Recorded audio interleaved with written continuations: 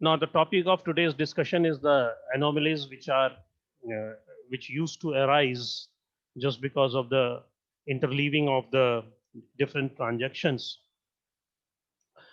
Because if a transaction is has been committed and it is going to run against the consistent database, uh, the interleaving of the execution of the different transactions should not leave the database management system into an inconsistent state.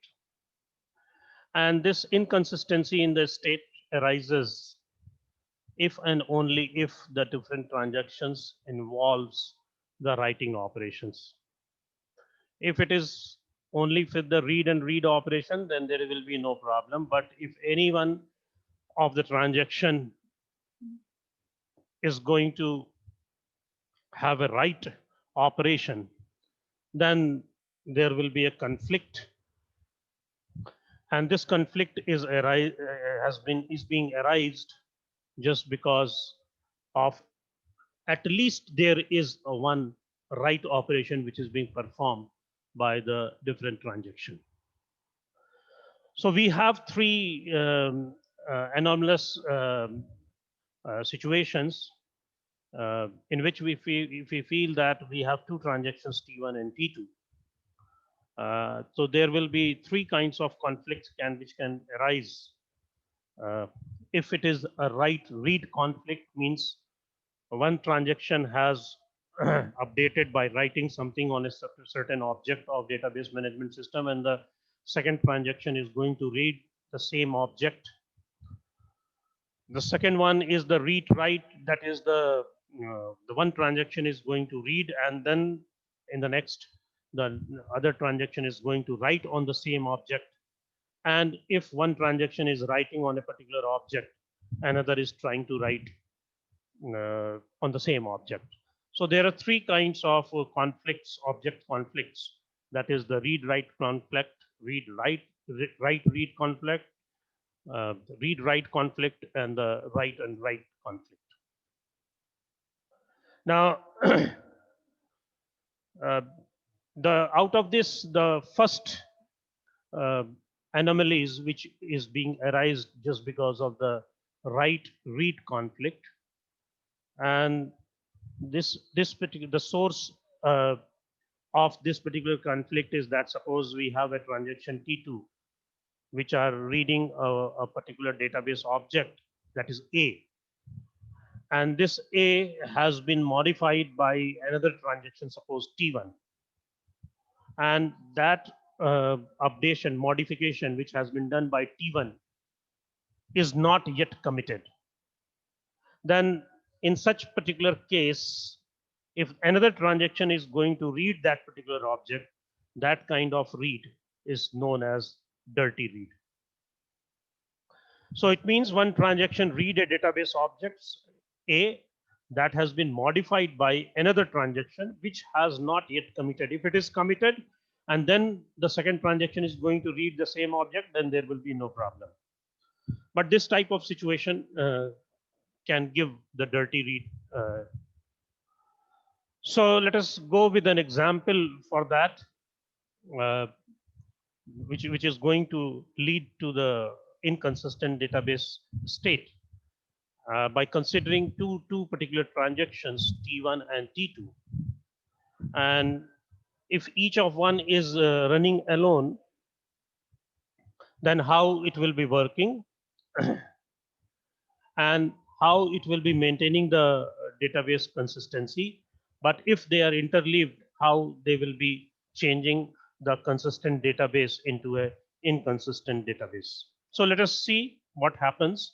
Suppose transaction T1 is such that transaction T1 is going to transfer rupees 100 from the account of A to the account of B. So transaction T1 has been written as it is reading the object A, and then it is writing an object A by debiting the 100 rupees, and then it is reading the object B in which it has to write the rupees 100 because the T1 is meant for transferring rupees 100 from the account of A to the account of B, and then it is committing. And suppose T2 is another transaction which is meant for depositing the annual interest. That may be 5%, 6%, or 10%, whatever it may be. So the purpose of this transaction T2 is to update deposit an amount in the form of interest into the account of A as well as in the account of B. Now suppose these two are interleaved. Suppose that and the actions are interleaved in such a manner that first the account is going to transfer the account transfer program of the transaction T1 is going to deduct rupees 100 from the account of A. And then the second one is the interest deposit program, which is run by transaction T2, which reads the content of the object A as well as B and adds 10% interest to each. And then the account is transfer program of the transaction T1 is going to credit rupees 100 to the account B, which was debited from account A. Now, this particular schedule, if these two transactions are interleaved in such a fashion, first the amount will be debited, then interest will be credited, and then the amount which was debited has to be credited into certain account. Now, this particular schedule, uh, which the DBMS used to see as a series of event, and it is represented in this particular illustration. Now, the result of this particular schedule will be different as the result what we will be getting after running one transaction after the another transaction. So the problem is here is it can be traced to the fact that the value of A, which is written by transaction T1, is read by transaction T2 before T1 is completing its all changes. And before it is committing, it is reading the information which is updated or the modified by transaction T1. So, so the general problem, so whatever is the result will not be same. Of course, this particular problem is, in this particular case is that the T1 may be writing some value into the account of A and makes the database inconsistent. Because at this particular moment, it has not committed, so amount will be debited, but it has not been credited right now. So as long as T1 is going to overwrite the value, correct value of A before it is going to commit, there is no harm if T1 and T2 run in a serial order. But because T2 is being updated only after the T2 has been, T1 is being, B account is being updated only after the T2 is committing, then it is leading towards the temporary inconsistency. So this kind of interleaved execution are going to expose the inconsistency, and it is going to lead the ultimately the database state as an inconsistent state. Yes, of course, that although the transaction which is being executed, it should leave the database in a consistent state after it is being completed. But it is not required to keep the database consistent while it is in progress. So when it is in progress, it should not be consistent. So such kind of requirement, for such kind of requirement, it should be too restrictive as far as the transfer of money is concerned from one account to another. The transfer must debit one account. Temporarily, it is going to leave the database inconsistent. And then whenever it is crediting the amount into the second account, then only it is restoring the consistency.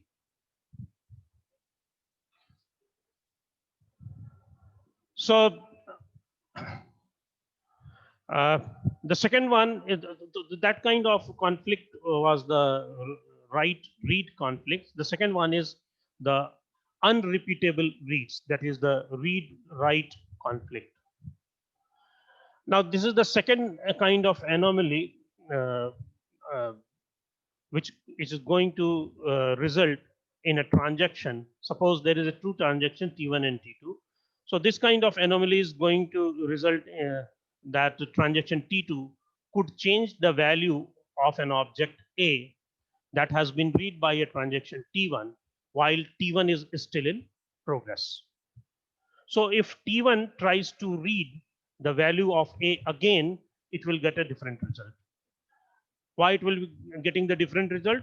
Because T2 is trying to change the value. So whenever T1 is again trying to read the value of the object A again, it will be getting different result. And it will be getting different result because even it has not modified the value of A in that particular time, but the transaction T2 has changed that value. So this kind of situation will be arising in the serial execution of the two transactions, and this kind of situation is known as unrepeatable read.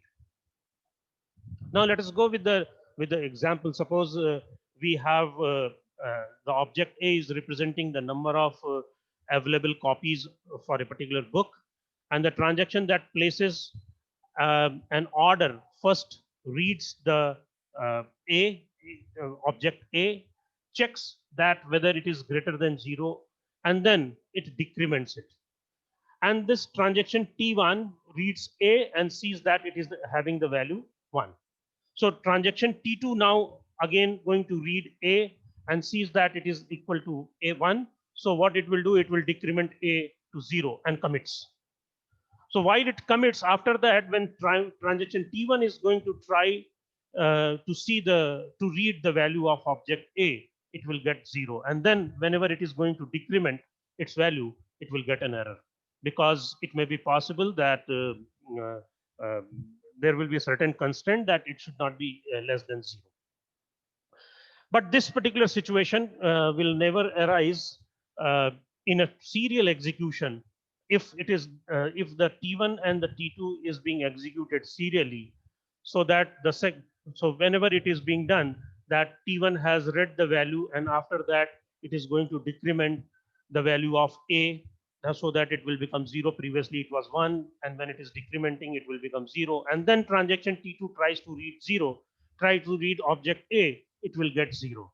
So in that particular case, when it sees second transaction sees the value of object A equal to 0, it will not further proceed in that particular order. So in that case, we can this kind of conflict is known as unrepeatable reads. The third one is the overwriting uncommitted data, that is the WW conflict, that is the write conflict. And this is the third source of anomalous behavior of the transaction. And in this particular case, suppose there is a transaction T2 which is trying to override the value of an object A, which has already been modified by a transaction T1, and still T1 is in progress, even though T2 is trying to modify the value of object A. Now, even if the T2 does not read the value of A, which is written by T1, there will be again a problem which we'll be discussing later on.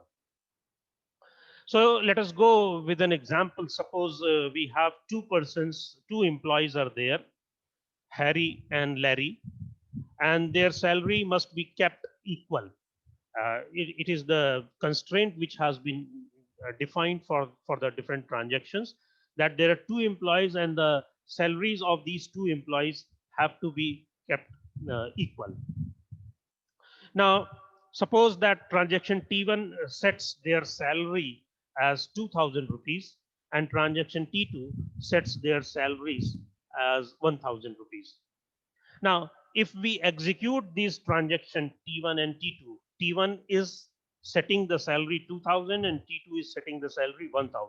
And if these transactions are being executed in a serial order, T1 followed by T2, both will receive 1000 rupees salary. Why? Because T1 is a kind of a transaction which is setting the salary 2000, and T2 is a kind of a transaction which is setting the salary 1000. So if T1 is followed by T2, So first T1, what T1 will do, it will set their salary, both the salaries equal to 2000. But later on, if T2 is being executed, T2 will be setting their salary as 1000. So it means the database will be in the consistent state, and the salary which uh, will be defined for these two, Harry and Larry, it will be 1000 rupees. So either of the sequence of the transaction T1 and T2 can be followed, either T1 followed by T2 or T2 followed by T1. If T1 is followed by T2, their salary will be set to 1000. If T2 is following T1, then their salary will be set as 2000. So what does it mean? It means that neither of the, if it is executing in a sequence, neither of the transaction is going to read the salary value before writing it. It does not concern T1, it will set 2000. T2, it will set 1000. It is not at all concerned that what is the previous value of that particular object. So such kind of write is called the blind write. Now, considering that if T1 and T2 are interleaved together, then what will happen? Suppose the sequence which has been made for interleaving of T1 and T2 is such that, considering the point that T1 is setting the salary 2000 and T2 is setting the salary 1000. Now, suppose that T2 sets the Harry's salary 1000 rupees, and T1 sets the Larry's salary as 2000 rupees. Now T2 sets Larry's salary to 1000 rupees and commits. And finally, T1 sets Harry's salary 2000 and commits.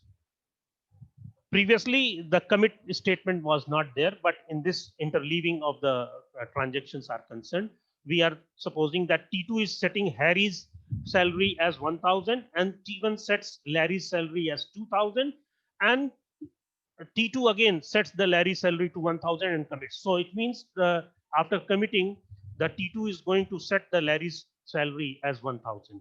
And after it commits, finally the T1 is going to commit, but before it is going to commit, it sets the Harry's salary as 2000. And then it commits. So if it is the situation, then it means the salary of the Harry and the salary of the Larry will become different. One will be having 1000 and another will be 2000. So it means the result which we are getting after interleaving of these two transactions are not identical. So uh, uh, so if it is why it is not equal, because uh, the commit operation which is being done by T1 and T2 are in the very different mode. But if it is done in a sequence order, and then T1 and T2 is going to commit, then in that particular case the salaries of both the employees can be equal. So what has been identified here, that since the result we are getting is not identical of either of the two possible serial executions, and so the interleaved schedule is therefore it is not serializable. So why it is not serializable and it is not accepted? Because it is going to violate the desired consistency criteria, and that consistency criteria was that the two employees salary must be equal. So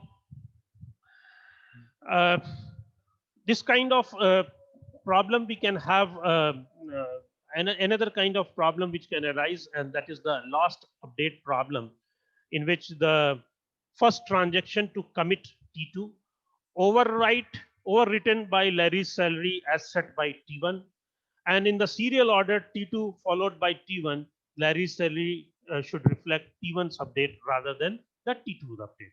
But so the T1 update is going to be lost. So in this way, we have three kinds of anomalies which we used to face in case of the transaction. That is the read write, write write read, read write, and the write write. Now the next one is the schedule, which is involving the aborted transaction, because before that, when we were discussing the serializability, in which we have defined definition of the serializability schedule for only the committed transaction, and we have not included the aborted transaction. Now, what will happen if we go with the aborted transactions? So in that particular case, the definition of the schedule will be changed. Serializability schedule will be changed, and it will change as it can be defined as a serializable schedule over a set S of of transaction is a schedule whose effect on any consistent database instance is guaranteed to be identical to that of some complete serial schedule over the set of the committed transaction in the set of S. So we know that in case of aborted transactions, if this transaction is going to abort, so all the actions of the aborted transactions, if it is being aborted, that all the actions which has been done by the transaction are to be undone.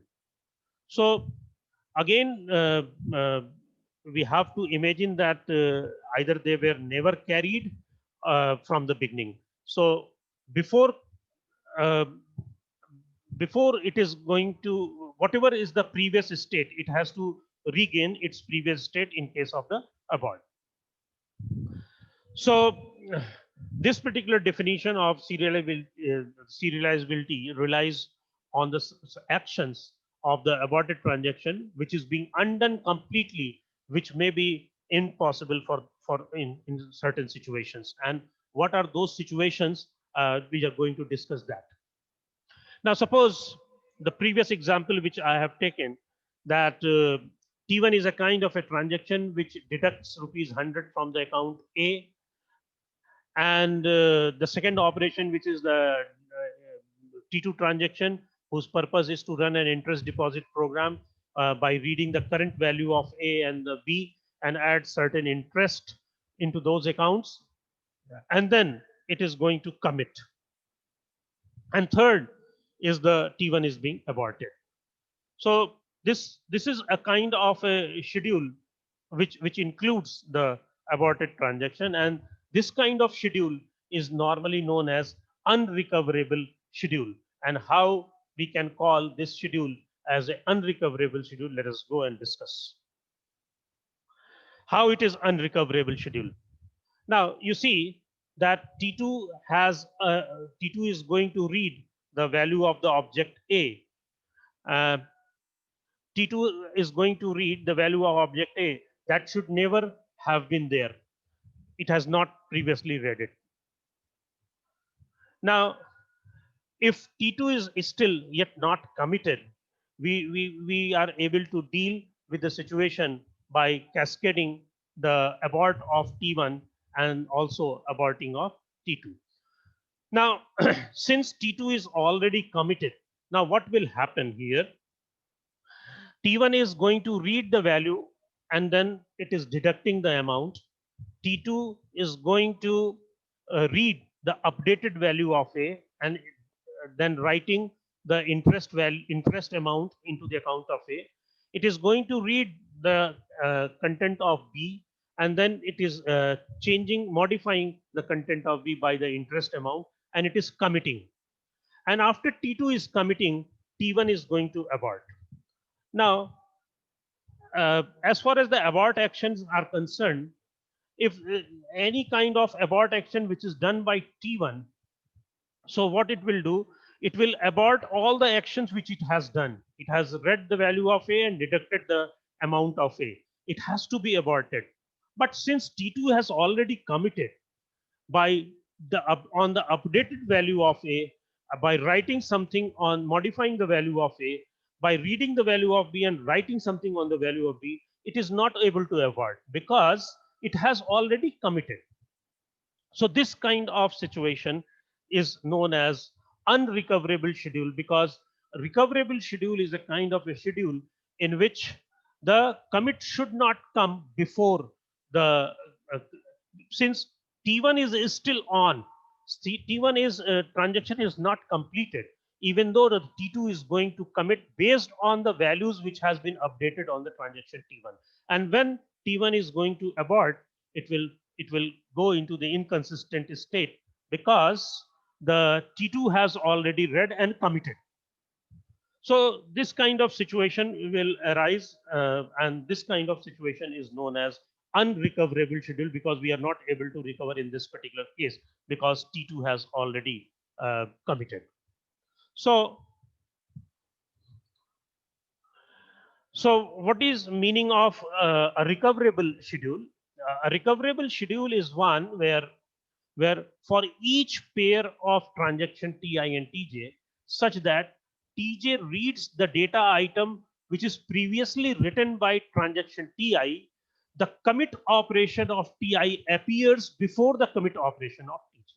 In that particular case, it will be called as a recoverable schedule. But if it is the situation that since T1 is still in progress and T2 is going to commit and T2 is using the value which is being updated by T1 and it is going to commit and then it is going to abort, then in that case it is very difficult to uh, recover. So in an recoverable schedule, the transaction commits only after all the transactions whose changes they are going to read is committed. And if the transaction read only the changes of the committed transaction, not only is the schedule recoverable, but also aborting a transaction can be accomplished without cascading the abort of the other transaction. So this is all about the schedule which will be involving the aborted transaction. And if we want the schedule to be recoverable, we have to keep this thing in the mind that if another transaction is going to read the data item which is updated or modified by previous transaction, then T1 must be committed before the TJ is the next transaction is going to commit. In that particular case, it will be recoverable. And the second case of the recovery, the same statement has been written in the third one, because if one is committing and another transaction is still in the progress, then in that case, that will lead towards the inconsistent state of the database.